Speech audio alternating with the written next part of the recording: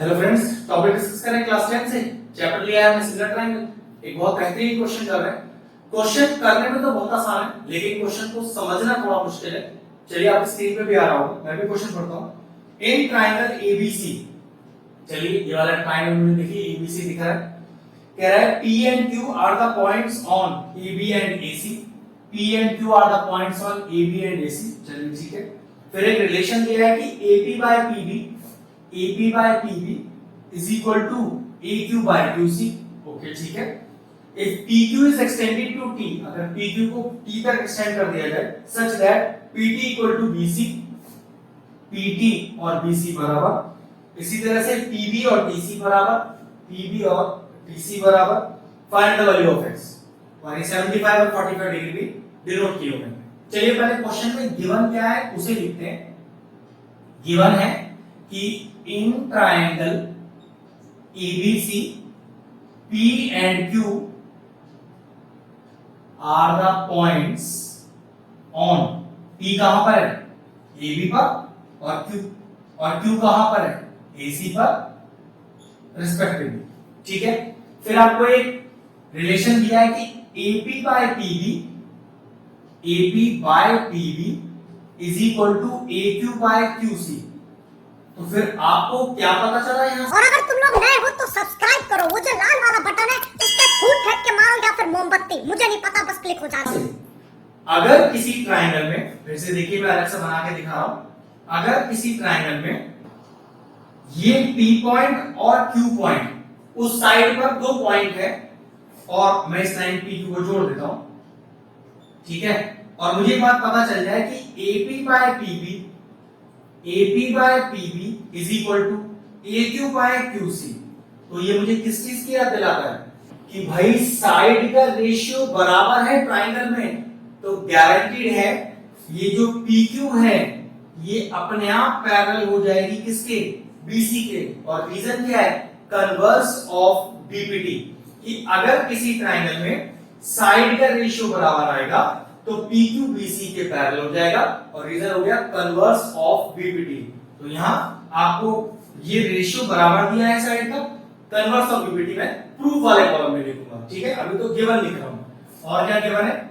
मुझे गिवन है कि PT BC के बराबर है, PT BC के बराबर है, और PB TC के बराबर है, PB TC के बराबर है। ये सारा चीज मुझे गिवन है। और find the value of x कह रहा है, जबकि ये एंगल 1 मान लेता हूं मैं 75 और एंगल 2 मान लेता हूं 45। तो एंगल 1 लिख लेता हूं 75 डिग्री, एंगल 2 मान लेता हूं 45 डिग्री। ये भी गिवन के अंदर डाल दिया। अब करते हैं टू फाइंड में क्या लिखूंगा? Find the value of x। तो टू फाइंड क्या है? Value of x। चलिए सॉल्यूशन स्टार्ट करते हैं।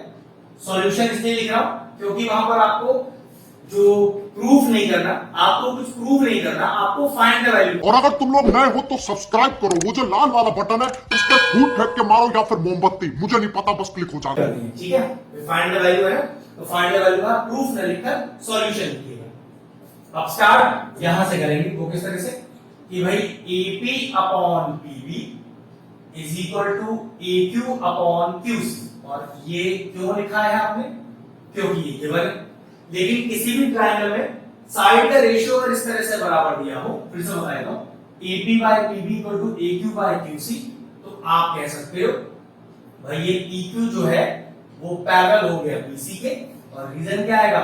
कन्वर्स ऑफ BPT का पूरा स्टेटमेंट। ध्यान रखिएगा, एक कन्वर्स ऑफ BPT लिखने से काम नहीं चलेगा, पूरा लिखना पड़ेगा कन्वर्स ऑफ BPT का पूरा स्टेटमेंट। अब PQ तो मेरा BC के पैरेलल हो गया। सोचो ये PQ की जगह मैं वर्ड क्या लिख सकता हूं पैरेलल में? यहां पर चेक करिए, PT पैरेलल BC। हाँ बिल्कुल लिख सकता हूं। वो इसलिए एक लाइन पर कितने भी सारे पॉइंट हो, उन पॉइंट का नाम से फर्क नहीं पड़ता। आप लाइन PQ बोलो, PT बोलो, QT बोलो, सब एक ही बराबर है। तो मैंने क्या करा? PQ का नाम PT ले लिया, तो PT पैरेलल BC बिल्कुल। और चेक करो क्या PT बराबर BC, PT is equal to BC। हाँ ये गिवन हो गया। तो इन दोनों कंडीशन को चेक करें, 1 और 2 को। पीटी बीसी के पैरेलल भी है, पीटी बीसी के बराबर भी है। चेक करो, ये पीटी बीसी के पैरेलल भी है और ये पीटी बीसी के बराबर भी है।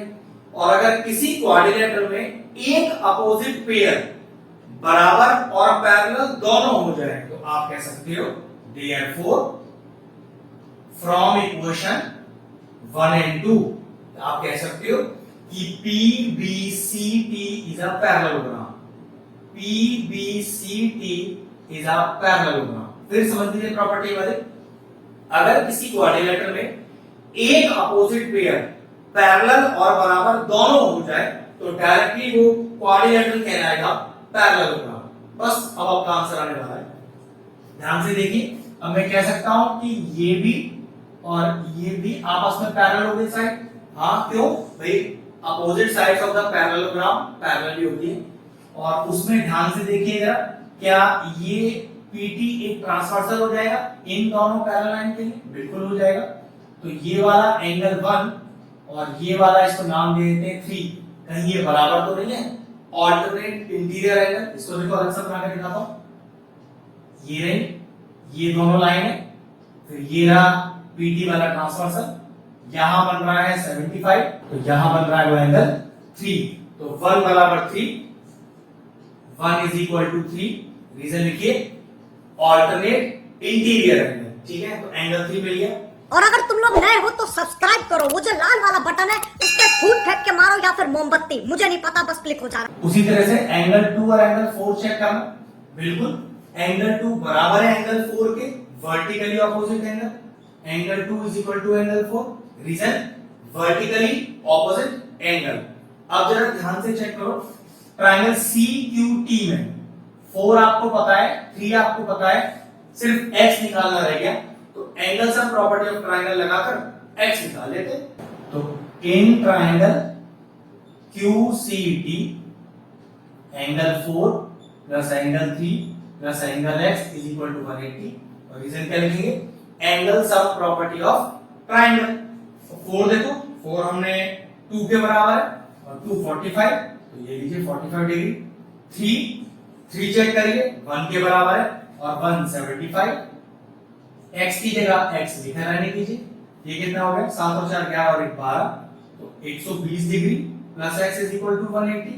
तो x is equal to 180 degree minus का 120। तो what is the value of x? x का वैल्यू आया 60 डिग्री। ये लीजिए, हो गया कंप्लीट क्वेश्चन। 9th क्लास की प्रॉपर्टी भी लग रही थी, 10th क्लास की प्रॉपर्टी भी लग रही है, और तब ये क्वेश्चन सॉल्व हुआ। क्वेश्चन फिनिश हुआ, वीडियो फिनिश करते हैं।